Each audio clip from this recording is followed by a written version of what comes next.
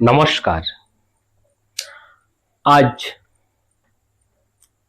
কেউ জয় শ্রীরাম বললে আমাদের প্রাক্তন মুখ্যমন্ত্রী শ্রীমতী মমতা বন্দ্যোপাধ্যায় তিনি বলতেন যে আমাকে গাল দিচ্ছে সবাই। তার সমর্থকরা জয় শ্রীরাম শুনলে তেড়ে আসতো, জয় বাংলা বলে চিৎকার করত। আসুন জেনে নেওয়া যাক মমতা বন্দ্যোপাধ্যায়ের যে স্লোগানগুলো ছিল তিনি কোথা থেকে ধার করেছেন। তার স্লোগান জয় বাংলা। এই জয় বাংলা প্রথম মুজিবুর রহমান, বাংলাদেশের জাতির জনক যাকে বলা হতো, তার জয় বাংলা। এটা পশ্চিম বাংলার স্লোগান হতেই পারে না। উনি অনেকবার বলেছেন বিভিন্ন জায়গায় যে মাননীয় বিধায়ক অর্জুন সিং উনি যখন এমপি হয়েছিলেন বিগত কিছু বছর আগে, তখন নাকি তিনি মানুষের উপর অত্যাচার করছিলেন এবং তিনি গিয়ে জয় বাংলা স্লোগানটা দিয়েছিলেন। পুরো মিথ্যে কথা। কারণ অর্জুন সিং সেই সময় যদি মানুষের উপর অত্যাচার করত, তাহলে পরবর্তী সময় তিনি তাকে আবার দলে নিলেন কেন? অর্জুন সিংকে লক্ষ্য করেই তিনি জনসাধারণ হয়ে বলেছিলেন জয় বাংলা। একদম মিথ্যে কথা, একদম মিথ্যে কথা। এই জয় বাংলা স্লোগান মুজিবুর রহমানের। এরপর আসা যাক তার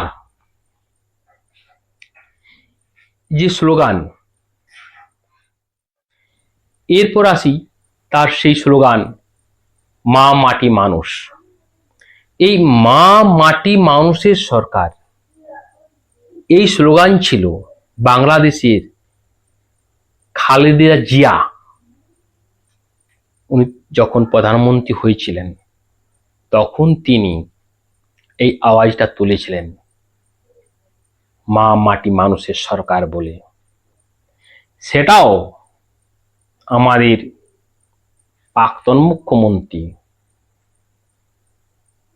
ক্যাপচার করে নেন এবং তিনি মা মাটি মানুষ জিন্দাবাদ বলে চিৎকার করতে থাকেন।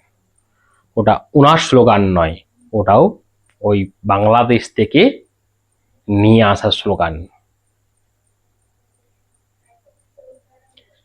উনি কি করেছেন? বাংলাদেশের স্লোগান চুরি করেছেন আর পশ্চিমবঙ্গের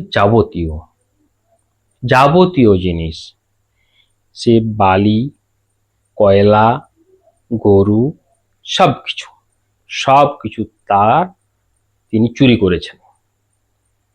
কিন্তু শুনলে অবাক হয়ে যাবেন, শুনলে আপনি অবাক হয়ে যাবেন।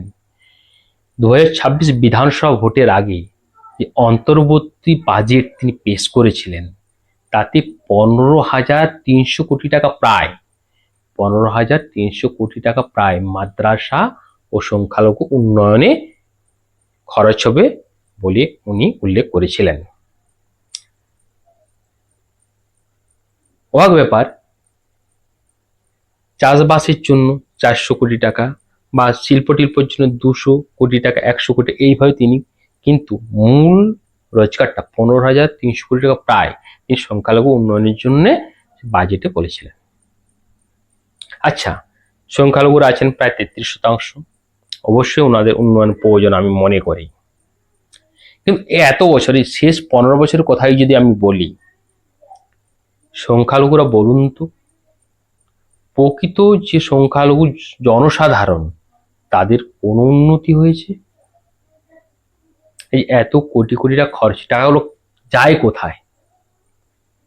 এই শাহজাহানদের হাতে চলে যায়, হাঙ্গরদের হাতে চলে যায়।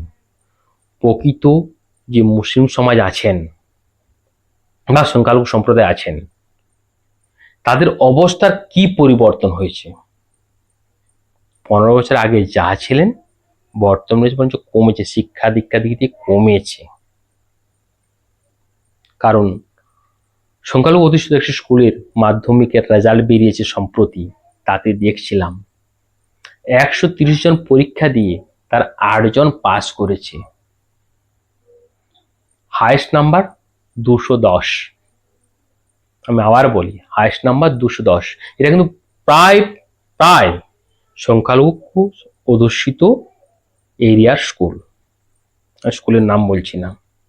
তাহলে শিক্ষার দিক দিয়ে তারা পিছিয়ে গেছে। আর প্রকৃত যে সংখ্যালঘুরা তাদের প্রকৃত উন্নয়নের জন্য সরকার টাকাটা বাজেটে যেটা উল্লেখ করেছিলেন বা করেছেন, তাদের কাছে কোনোদিন সেটা পৌঁছায়নি। কিছু কিছু বাদশাহ তৈরি করেছিলেন, যাদের কাজটা ছিল সরকারি সব সুবিধা নাও আর আন্ডার ওয়ার্ডে বাড়ি বানাও, আর তৃণমূল কংগ্রেস নামক দলটিকে ভোটের বৈতরণীটি পার করে দাও। কিন্তু এই 2026 সালের বিধানসভা ইলেকশন পশ্চিমবঙ্গে অনেক রাষ্ট্রবাদী এবং অতি সাধারণ সংখ্যালঘু সম্প্রদায়ের মানুষ ভারতীয় জনতা পার্টিকে সমর্থন করেছেন। এটা কিন্তু বোঝা যাচ্ছে। হয়তো অনেক জায়গায় করেননি, সেটা আলাদা কথা, কিন্তু কিছু জায়গায় যে করেছেন সেটা কিন্তু বোঝা যাচ্ছে। কিছু পরিমাণটা খুবই কম, খুবই কম। কারণ তারা জানেন এই সরকারটা সংখ্যালঘু করে ঠিকই, কিন্তু সংখ্যালঘুর বেশ কয়েকজন মানুষের হাতে টাকাটা সরাসরি অ্যাকচুয়ালি পাঠিয়ে দেন। এরপর তারা গুন্ডা দল তৈরি করে আর পেটুয়া বাহিনী তৈরি করে। শুধুমাত্র তাদের কাজটা হচ্ছে কি, কোনো সমাজের উন্নয়ন নয়, তাদের কাজটা হচ্ছে মমতা বন্দ্যোপাধ্যায়ের ভোট বৈতরণী পার করে দেওয়া। কিন্তু এত অনাচার আর পশ্চিমবঙ্গবাসী সইতে পারল না। তারা বিপর্যস্ত, সব সম্প্রদায়ের মানুষ বিপর্যস্ত। শিক্ষার হাল বলুন, যে পরিমাণ বেকার যুবক যুবতীদের অবস্থা বলুন, প্রত্যেককে ভিখিরি তৈরি করেছেন। আর তাই তারা পুরোপুরি এক হয়ে এই কাঙ্গাল তৈরি করার কারিগর এই সরকারকে হটিয়ে দিয়েছে। তাই সত্যি কথা বলতে পশ্চিমবঙ্গবাসী এটা যেন দ্বিতীয় স্বাধীনতা হিসেবে মনে রাখে। দেশ স্বাধীন হয়েছিল 15ই আগস্ট 47 সাল, আর 4ই মে 2026 ফের স্বাধীনতা লাভ করল। কারণ ওই দলটায় কেউ ভালো থাকেনি, সাধারণ মানুষ, পুলিশ প্রশাসন এবং তার দলের এমএলএ এমপিরা, তাদের পর্যন্ত জীবনটাকে স্তব্ধ করে দিয়েছিল এই গভর্নমেন্টটা। যাই হোক, অনেকটা দিন নষ্ট হয়ে গেছে। আজ পশ্চিমবঙ্গ 50 বছর পিছিয়ে গেছে। তো আমরা আশা রাখি আমরা বর্তমান মুখ্যমন্ত্রী শ্রীযুক্ত শুভেন্দু অধিকারী মহাশয় নেতৃত্বে এবং যশস্বী প্রধানমন্ত্রী শ্রী নরেন্দ্র দামোদর মোদী এই বেঙ্গলকে আবার বিশ্বের সামনে, দেশের সামনে প্রথম সারিতে নিয়ে আসবেন, এই আশা রেখেই আজ এখানেই শেষ করছি। জয় হিন্দ, বন্দে মাতরম।